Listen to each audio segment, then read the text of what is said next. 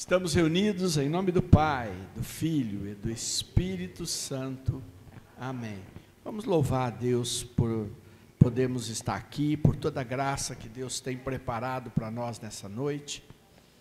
De forma especial para que o Senhor vá curando todo o nosso inconsciente, toda a nossa mente, tudo aquilo que foi sendo armazenado e muitas vezes que ficou deixado nas profundezas do nosso eu, e que nem conseguimos acessar, mas que o Senhor tem poder para ali chegar.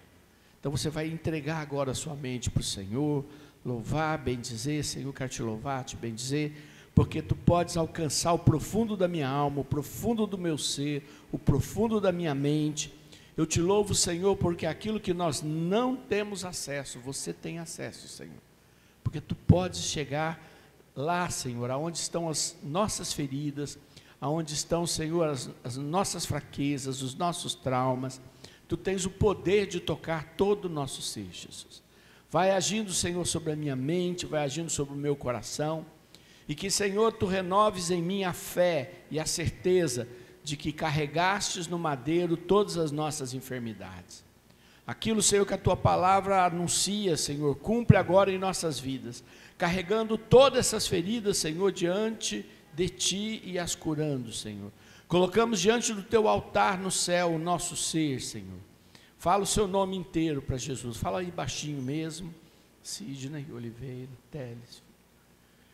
Nesse momento, repete comigo. Coloco diante de Jesus. Coloco diante de Jesus todo o meu ser. Todo o meu ser, toda a minha mente, toda a minha mente, todo o meu coração, todo o meu coração. E te peço, Espírito Santo, e te peço, Espírito Santo, tu que sabes o que há em mim, tu que sabes o que há em mim, busca agora as raízes profundas, e restaura-me, Senhor, restaura-me, Jesus, restaura-me, Jesus. Amém. Amém. Nós vamos começar uma oração. Nós estamos fazendo essa campanha, que o nome é Cura Profunda, né? Conforme a gente colocou. Quando Jesus encontrava as pessoas chegavam até Jesus. Você já deve saber disso, deve ter observado. Ele sabia o que as pessoas precisavam, ele tinha conhecimento, ele tinha ciência, ele sabia o que aquela pessoa estava sofrendo, só que ele perguntava para a pessoa. Ele sempre perguntou: o que é que você quer? Aí a pessoa fala lá: eu quero ser curado, eu quero ser liberto. Se ela vinha por alguém da família, o Senhor perguntava: o que é que você quer? E a pessoa falava: eu quero que o meu filho seja liberto, eu quero que meu filho seja curado, que o meu servo seja. O tempo inteiro isso acontece na palavra de Deus. E não é à toa, é para nos ensinar que nós precisamos entender o que precisamos pedir a Deus. E isso não é simples, parece fácil, né? Eu vou pedir e eu sei o que eu tenho que pedir. A gente não sabe, não. A gente pede sem saber o que nós precisamos, achando que o Senhor vai fazer, já que Ele é Deus, então Ele vai nos conhecer e Ele vai lá fazer o que nós precisamos. Só que o Senhor não age desse jeito. Ele age na nossa vida, fazendo com que a gente conheça o que precisamos. Por isso Ele pergunta: o que você quer? O que você precisa? Qual o teu problema? Aonde está o teu problema? Ele pergunta, para depois Ele agir. E nós temos que lidar com Deus desse jeito, e não achar assim: Deus sabe tudo, eu não preciso falar, eu posso até dormir, eu durmo e acordo curado. Não vai acontecer isso, não se iluda. Ele quer que você saiba quais as raízes dos teus problemas. Então você vai fechar os olhos, vai pôr a mão na tua cabeça e vai pedir para o Senhor começar a mostrar para você quais são as raízes dos teus problemas. Porque você só vai ser curado, liberto profundamente, na hora que você ver as raízes e falar: Senhor, eu preciso que o Senhor atue nessa área, eu preciso que o Senhor atue neste problema, eu preciso que o Senhor arranque essa planta daninha, eu preciso que o Senhor atue nessa situação, porque Ele exige que a gente tenha conhecimento da nossa própria vida.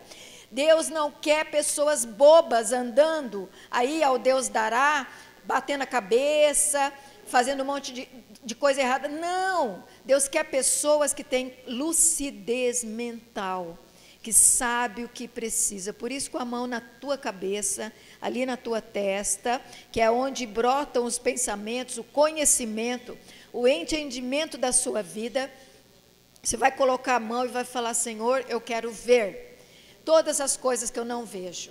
Eu quero saber as coisas que eu não sei da minha vida. Eu quero entender as coisas que eu não entendo da minha vida.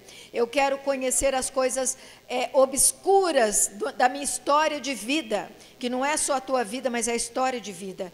Eu preciso saber, Senhor, para que eu seja liberta, curada e transformada por Ti, Senhor. Então, age, Senhor, age na minha mente, Senhor, do jeito que precisar agir.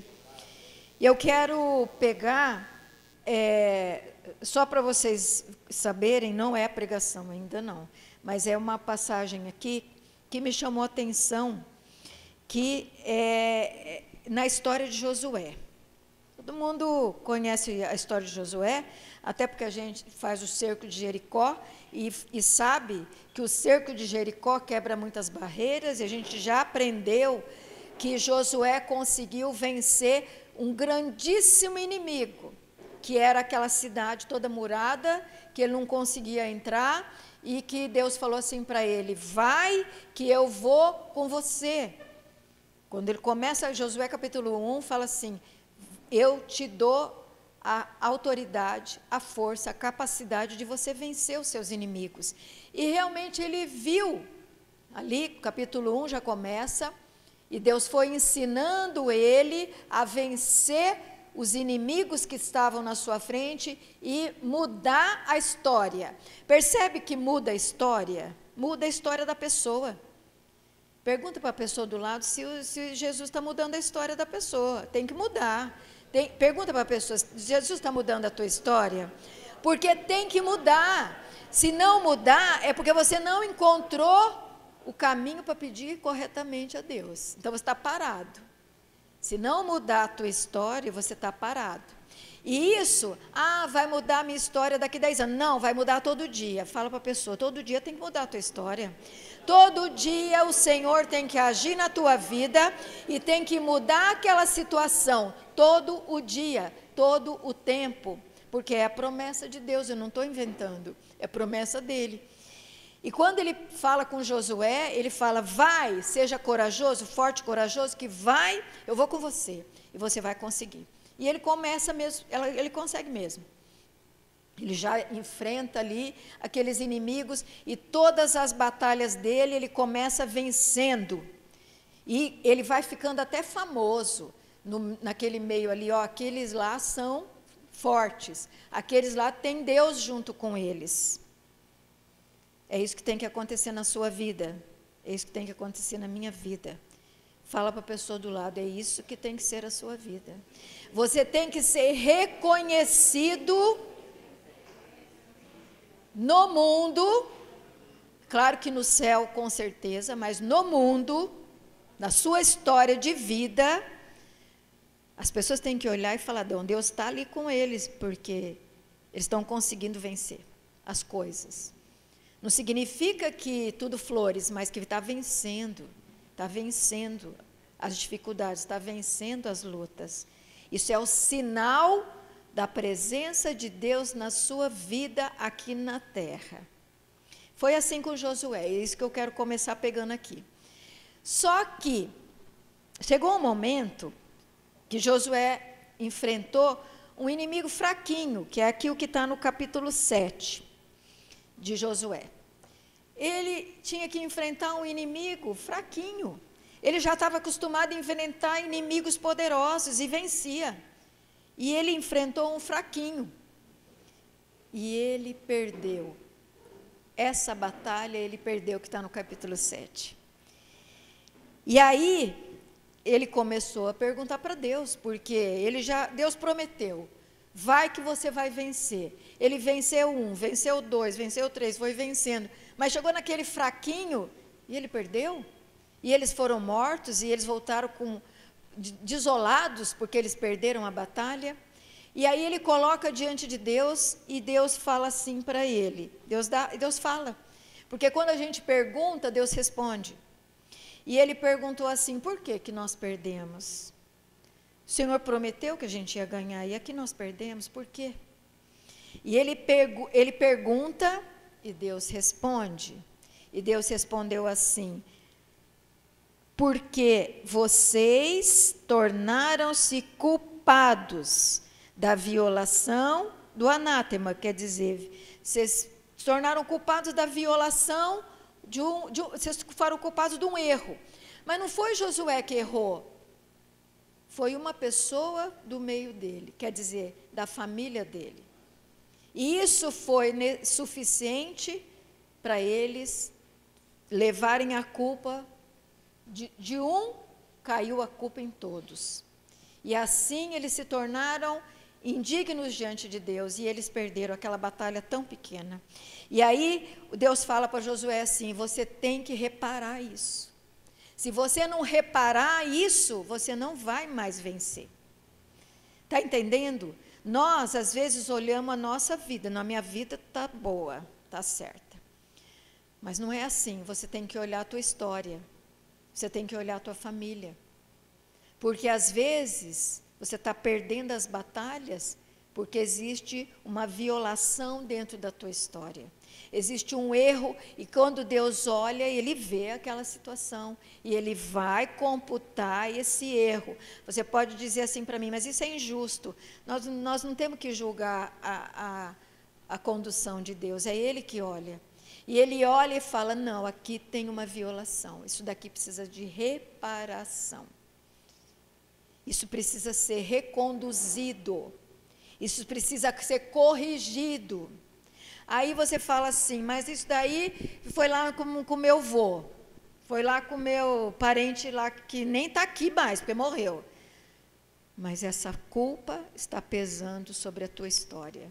E ela você tem que apresentar diante de Deus, e você tem que reparar, você tem que tirar esse erro do meio da tua história. Como é que a gente tira? A gente tira com a oração, que é o único jeito. Ah, mas qualquer oração, eu rezo por todas as gerações, primeiro, segundo, terceiro, vai rezando, todas as gerações. Não, você pode rezar sim, só que você precisa enxergar. Põe a mão nos teus olhos e fala, Senhor, que eu consiga enxergar os erros, que eu veja os erros da minha história, que eu veja os erros da minha família, Senhor, para que eu possa reparar esses erros diante de Ti. É assim que a gente vai conseguir, é assim que eu consigo a vitória. Não é com uma oração simplória, falando, Senhor, visita a primeira, segunda, terceira, quarta, quinta, até a 10ª geração. Tudo bem, mas você não está enxergando, você está só repetindo. Hoje nós vamos rezar para que a gente enxergue. Você vai enxergar tudo? Não, porque até se enxergar tudo vai ser muito difícil, vai ser muito doído. Nós vamos pedir a Deus, se você quiser, porque se você não quiser enxergar, fica aí, sem enxergar, você que sabe. Mas eu vou dizer que se você não enxergar, você não vai conseguir a libertação e a recondução de Deus para a tua história. Se você ficar fingindo, se você puser uma venda nos teus olhos, eu não quero ver, você não vai ver, e vai ficar tudo na mesma. Você precisa ver. Por pior que seja, por mais difícil que seja. A verdade liberta. Foi o Jesus que falou, não é eu que falei. Jesus falou, e conhecereis a verdade vos libertará. Ele que falou. Precisa enxergar a verdade da sua história, da sua vida, da sua família. Você precisa enxergar onde está o anátema, onde está aquele que fez besteira na sua história de família, e você precisa colocar diante de Deus e pedir a recondução de Deus para a sua história. Então eu convido você sentar um pouquinho. Eu vou conduzir uma oração para ajudar você a enxergar a sua história. Porque é muito difícil, a gente tem dificuldade de enxergar. Todos temos. Sabe por quê? Porque são histórias, às vezes, até horríveis. Então, a gente fala, deixa para lá, não quero nem saber. Só que daí vai ficar aquilo lá e vai ficar uma porta de destruição na tua história. Então, precisa enxergar. Por pior que sejam as coisas que as pessoas fazem, as coisas que muitas vezes nossa família faz, os erros, muitas vezes são coisas horríveis, mas você com Deus, você tem que enxergar e tirar esse erro na oração, precisa ver, tem que ter coragem. Então primeiro você vai pedir, Senhor, me dá coragem, para que eu veja as coisas claramente. Uma a uma, Senhor, eu vejo. E o que hoje o Senhor quiser me mostrar, eu não negue, mas eu veja. Eu veja com toda clareza, Senhor, aquilo que está oculto aos meus olhos, aquilo que ficou escondido. Então você vai fechar os teus olhos e você vai seguir a oração que eu vou fazer. Você vai fechar os olhos. A gente falou a semana passada que o que nós vemos hoje de problemas é a ponta do iceberg. Eu estou vendo só a pontinha do mal que está na minha vida. Há uma grande placa dentro do mar aí de gelo, o iceberg.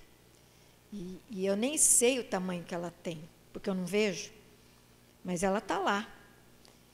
E eu estou rezando só pela pontinha, pelos problemas, o Senhor vai dando um alívio, mas o grande mal ainda está escondido lá.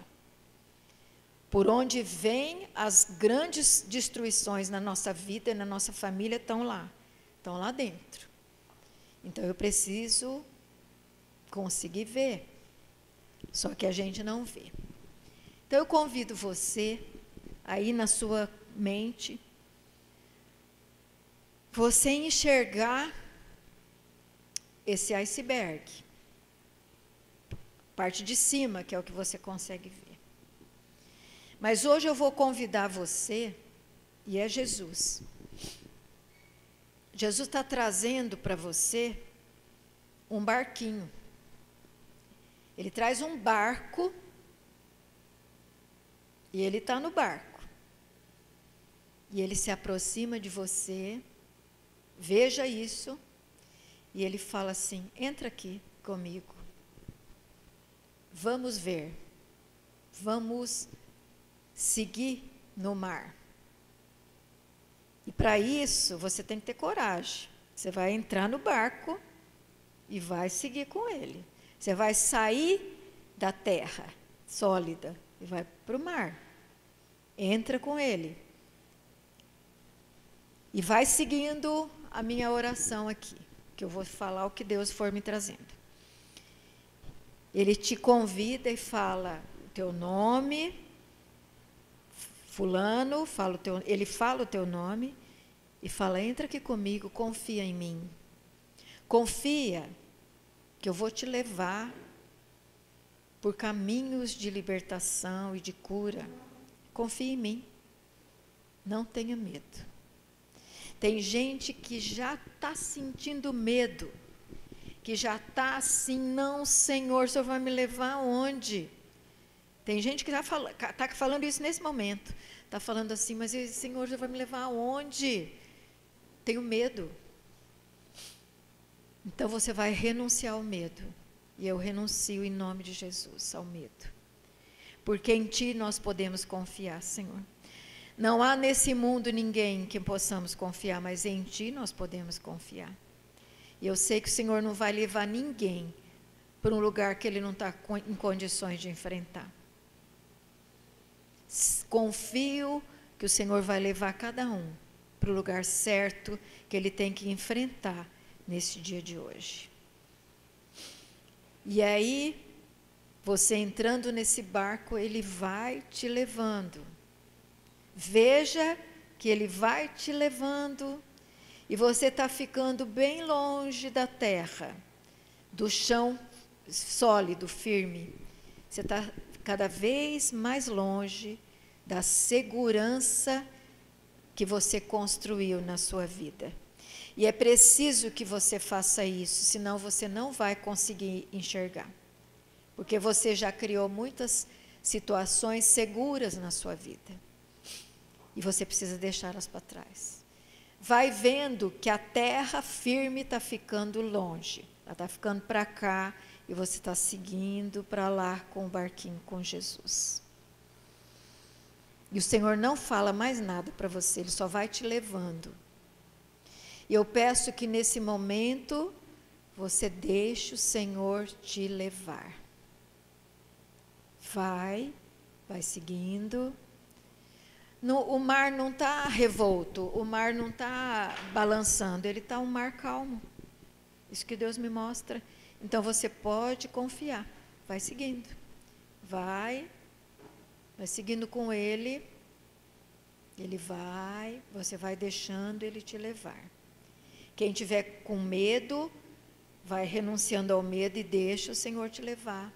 Quem tiver aflito, porque também tem pessoas que estão aflitas, como se fosse enfrentar uma coisa muito difícil, deixa o Senhor te levar. E vai indo. Ele vai te levando cada vez mais longe da terra.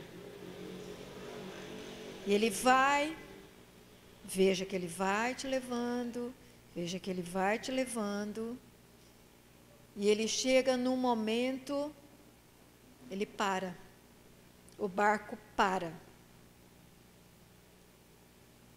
E nesse momento que você está vendo o barco parar, você tem que ver, o barco parou?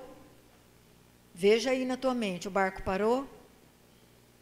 Quando o barco parou, Jesus abre os teus olhos e você vê uma situação que você não tinha pensado da sua vida. São as mais diversas situações. Deus me mostra você que nem nasceu ainda. Esse é o teu momento de dor. Você nem nasceu ainda. E você está sofrendo demais. Você está sendo destruído no ventre da sua mãe. Você está sendo destruído pelas palavras do seu pai, pelas palavras da sua mãe, pela rejeição da sua família. E você está evoluindo, você está ficando fraco, você está ficando uma pessoa doente no ventre da sua mãe, antes de você nascer. Se você sentiu isso para você, se você viu isso, porque Deus está me mostrando o que vocês estão vendo, né? Que algumas pessoas estão vendo. Se você sentiu isso na sua vida, é aí que você vai começar a pedir: Senhor, restaura a minha vida. Se você sentiu, você pode falar em voz alta: restaura a minha vida. Restaura a minha saúde, Senhor. Restaura minhas forças, Senhor. Restaura a minha expectativa de vida, Senhor. Tira a morte de dentro de mim, porque nesse momento você teve um voto de morte. Por isso que você luta tanto com doença, porque você teve um voto de morte. E nesse momento você renuncia a isso, porque Jesus quer dizer para você: eu te dou vida, vida nova, vida recuperada. E começa aí, no ventre da sua mãe, onde você recebeu o decreto de morte. Renuncia e pede vida ao Espírito Santo agora. Quem viu isso, tome posse dessa restauração que o Senhor quer dar para você. Mas tem também pessoas que não viram isso não. Elas viram um horizonte tempestuoso. E essas pessoas que viram uma tempestade vindo, você está sentindo um tremor dentro de você. Você está sentindo o teu corpo tremer por dentro. Como se a sua vida, você está uma expectativa de uma vida cheia de problemas. E você treme por dentro.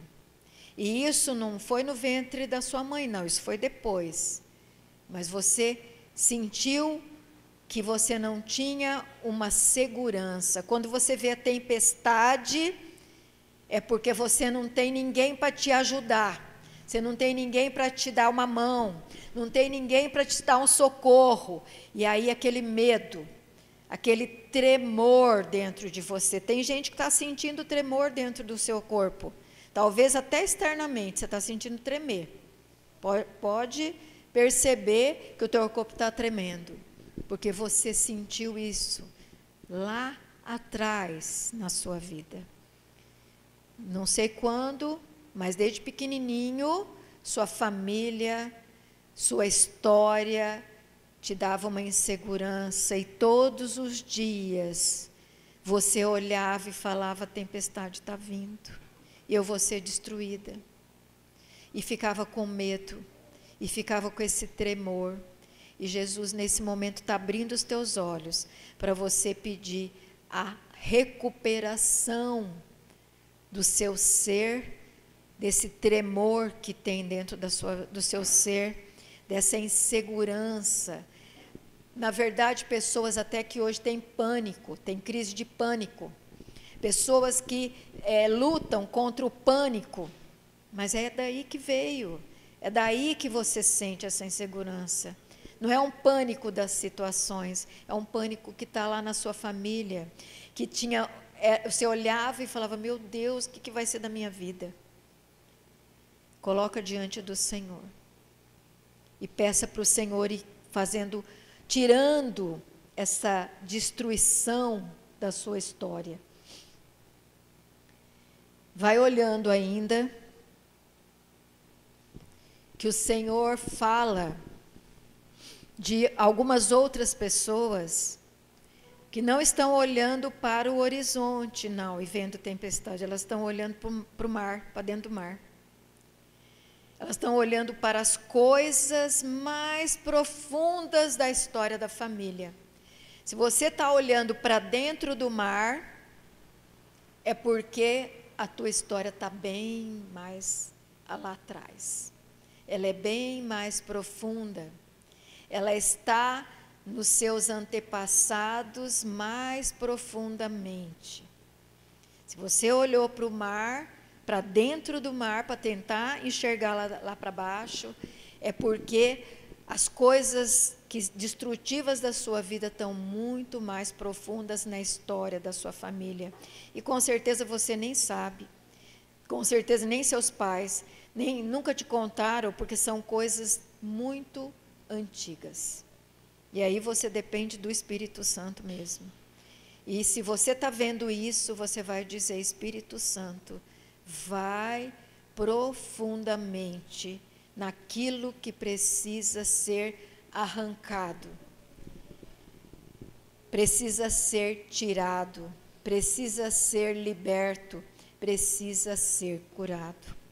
Vai, Espírito Santo, e vai tirando toda a raiz destrutiva que está enraizada nessa história da minha vida, da minha família, e que eu nem consigo ver, porque está lá no profundo do mar.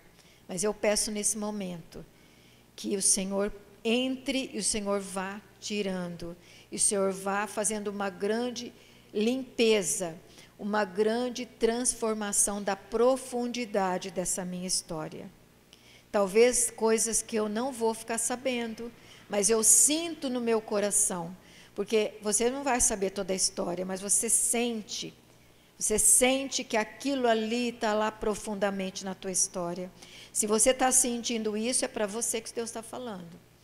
E daí você vai pedir: Senhor, arranca em profundidade, porque eu quero ser liberto, eu quero ter uma vida de bênção e de lutas vitoriosas. Eu não quero mais ter essa vida de pedinte, que fica implorando, que fica o tempo inteiro pedindo que resolva. Não, Senhor, eu quero viver de outro jeito. Se você quer viver de outro jeito, fala agora para Jesus, fala, Senhor, não, eu quero viver com a graça do Teu Espírito, eu quero viver com a bênção do Teu Espírito, eu não quero viver assim. Por isso, Senhor, arranca, vai na profundidade, Senhor.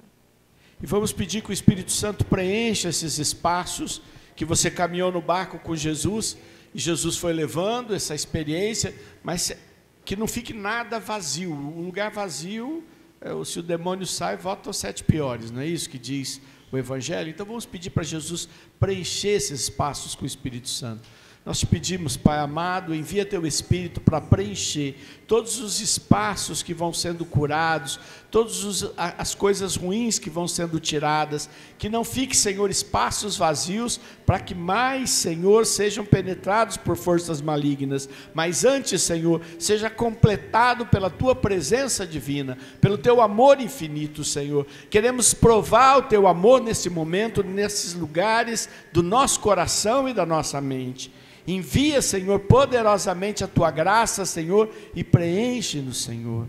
Amém, Jesus. Podemos sentar de novo, só para deixar assim, bem para o pessoal entender, porque às vezes as pessoas podem não entender que a linguagem bíblica, ela sempre usa palavras muito antiquadas. E é lógico, não é? Quando eu estudei o grego bíblico, né, eu fui querer achar que dava para entender o grego comum. Não dá, né, porque ele é arcaico, né, você estuda para a Bíblia mesmo. No caso de Josué, ele tinha acabado de invadir Jericó, conhecem a história. E aí Deus disse assim, tudo que for prata e ouro e bronze, vocês não peguem, isso será do templo, e declaro maldito qualquer desses produtos, eles só serão benditos no templo do Senhor. Eles invadiram Jericó, saquearam, porque guerra é assim, não é? Guerra, quem ganha faz o saque, por isso que a gente fala que quando o diabo entra na nossa vida, ele saqueia a nossa vida mesmo, rouba nossas coisas, e seguiram a vida. Quando eles estavam lá, Josué pediu para que eles vissem um pequeno vilarejo.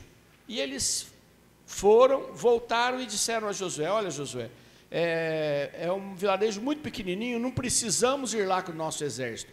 Vamos só com umas 3.000 pessoas, que é o suficiente. No que eles foram para lá, de cara, as pessoas do povoado mataram 36 pessoas, é o que diz o capítulo 7. 36 pessoas. E eles ficaram apavorados, deu um pavor naqueles que foram lá, e eles voltaram correndo para Josué, Deus me livre, apavorados eles voltaram. Josué achou muito estranho, como é que voltaram apavorados? Depois de ter invadido a cidade mais fortificada que existia naquela época, com muralhas erguidas, muralhas caíram, como é que o pessoal se apavorou com um pouquinho de gente, já morreu 36? Josué rasga suas vestes, que é uma atitude de penitência, e vai perguntar para o Senhor. E o Senhor disse, alguém não cumpriu e tocou naquilo que era maldito. Ele então reúne todo mundo e fala assim, olha gente, alguém resolveu não obedecer à voz do Senhor e tocou naquilo que eu havia declarado como anátema, como maldito. E aí o cara levantou a mão e falou, olha, eu estava lá numa casa, vi que tinha umas barras de ouro e umas barras de prata, umas coisas muito lindas, cobicei aquilo, peguei para mim e enterrei. E o ainda teve que enterrar, né? Porque é lógico que ia ser descoberto. Ninguém tinha aquilo ali. E aí Josué pergunta onde ele enterrou, manda lá ver, realmente havia enterrado. E aí Josué faz um ato de reparação. O que ele faz? Mata o cara, pedrada e taca fogo. Né? Pois é, tempos difíceis aquele, né? É lógico que a gente fica apavorado com essas coisas, mas é o Antigo Testamento, onde as coisas eram ensinadas de forma muito bruta. Graças a Deus veio Jesus para mudar isso. Mas o que a Áurea quis dizer é, muitas vezes, nas nossas vidas, pessoas ligadas a nós, ou nós mesmos, tocamos naquilo que é proibido, que Deus disse, não faça isso, e a pessoa fez mesmo assim, e aí ela traz sobre todo o povo aquela maldição, e aí é preciso fazer reparação, não precisa apedrejar ninguém, nem matar, nem tacar fogo, mas é preciso renunciar, e é preciso descobrir, é isso que a Áurea falou, quando a gente precisa fazer a oração, sabendo o que está pedindo, amém? Nós vamos profundo, gente, nós queremos ir profundamente, e é nessa ida profunda que quem quiser pegar o livro do Êxodo, capítulo 20, podia pegá-lo. Versículo 5. Êxodo, capítulo 20, versículo 5. Não te prostrarás diante desses deuses, e não os servirás, porque eu, Yahvé, teu Deus, sou um Deus ciumento, que puno a iniquidade dos pais sobre os filhos, até a 3ª e 4ª geração dos que me odeiam, mas que também ajo com amor até a 1000ª geração, para com aqueles que me amam e guardam os meus mandamentos. Palavra do Senhor.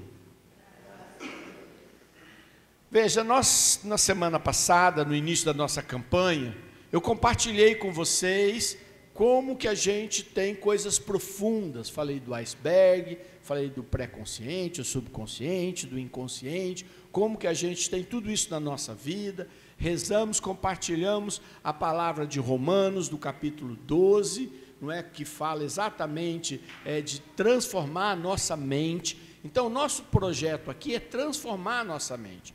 Hoje a Áurea já pegou e resolveu ir mais fundo, fazer a gente entrar no barquinho da nossa mente e ver como é que nós estamos vendo esse horizonte. Se nós estamos morrendo de medo, se nós ficamos com medo quando a gente viu a tempestade, quais são essas coisas que são, na verdade, imagens que a nossa mente vai se manifestando, porque são coisas tão profundas que ela não consegue trazer o fato. Então ela traz imagens e aí a gente rezou por isso.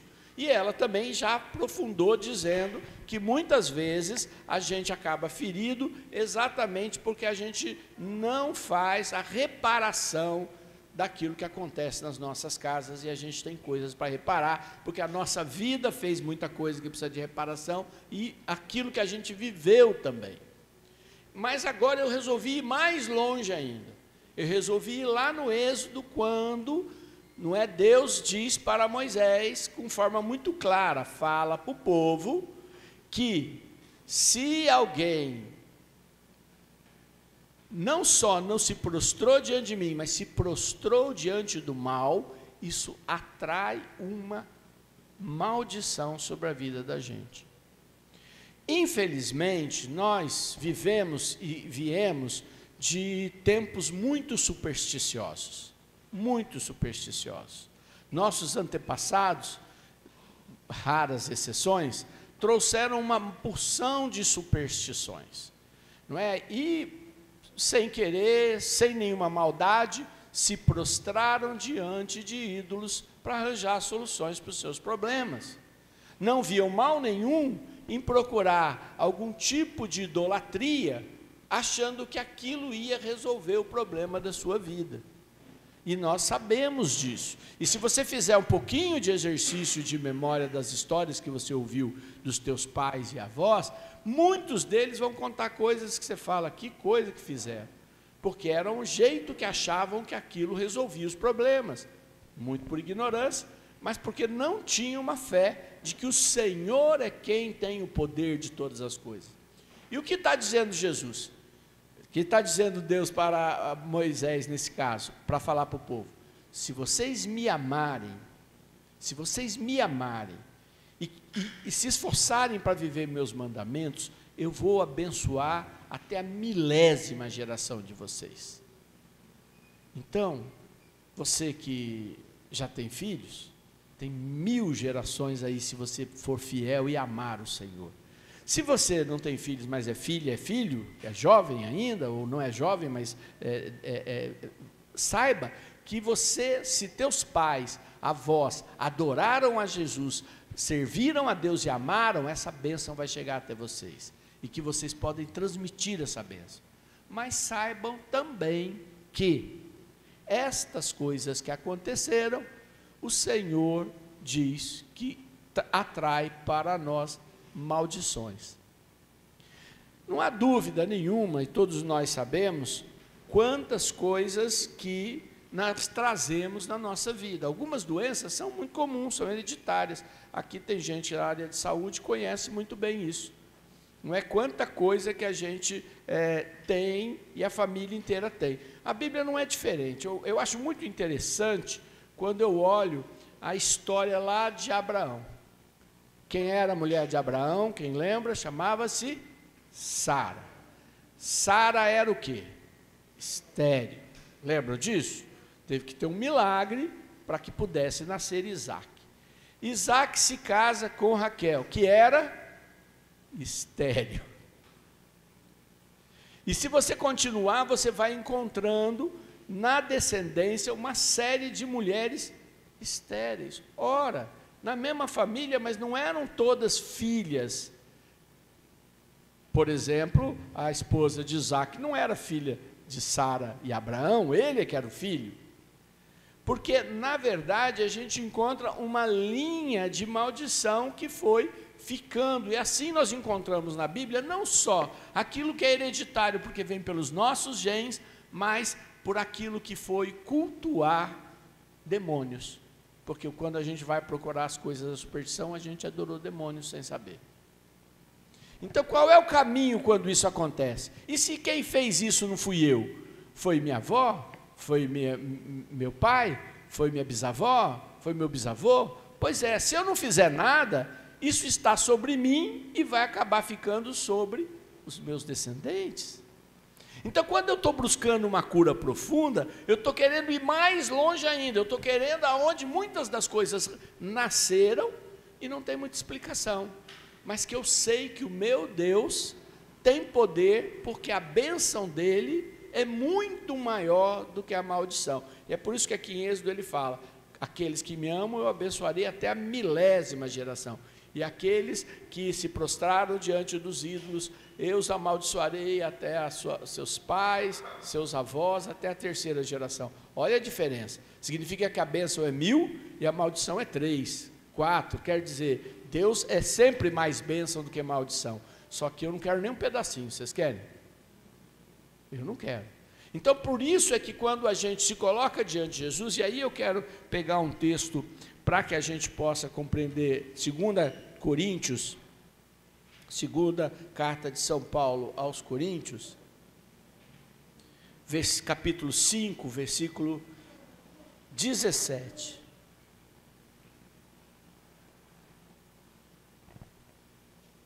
Vou pegar o 16 para vocês poderem entender bem. Diz assim: por isso, doravante, a ninguém conhecemos segundo a carne. Também se conhecemos Cristo segundo a carne, agora já não o conhecemos assim.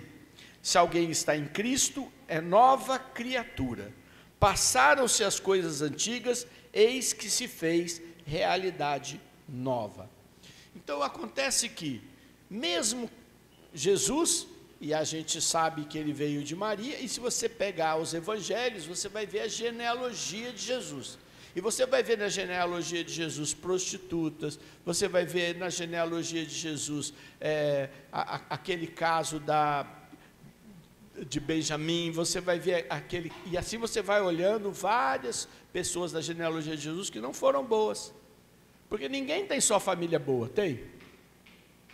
Pode olhar para trás, é que você não conhece tudo para trás, mas você pode ter certeza que não é só coisa boa não, pois mesmo Jesus assim, e aí ele fala, mesmo se conhecêssemos Jesus na carne, já não o conhecemos mais na carne, porque e aí eu faço questão de repetir, se alguém está em Cristo, é nova criatura, passaram-se as coisas velhas.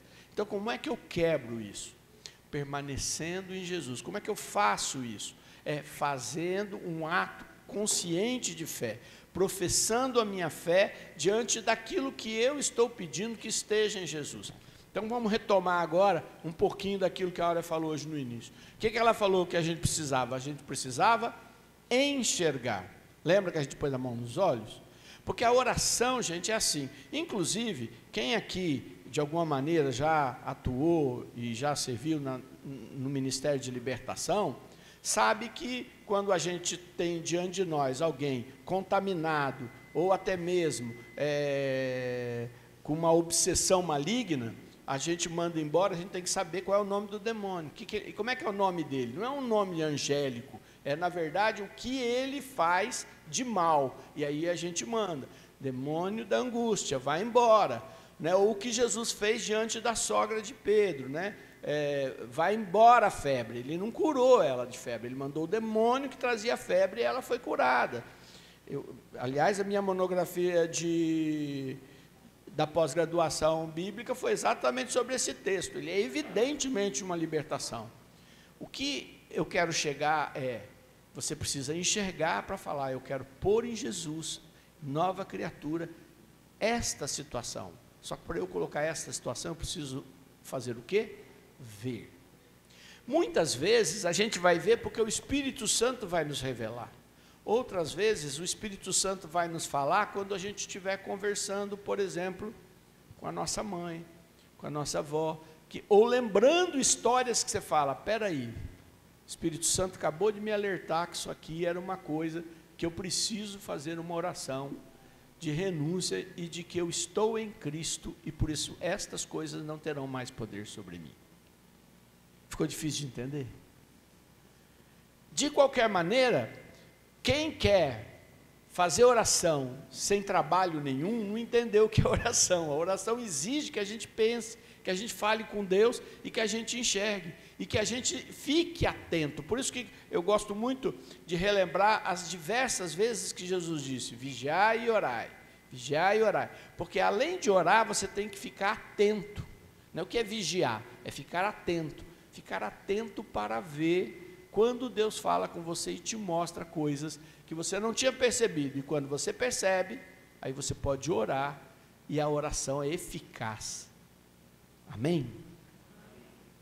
Então, gente, na nossa oração dessa semana, eu quero que você, além de fazer a oração para romper os laços ímpios da alma, não é? Além de aprofundar um pouquinho mais essa oração que a Áurea fez, fique atento, porque o Senhor vai falar e você vai poder usar isso na tua oração e obter grande libertação. Amém?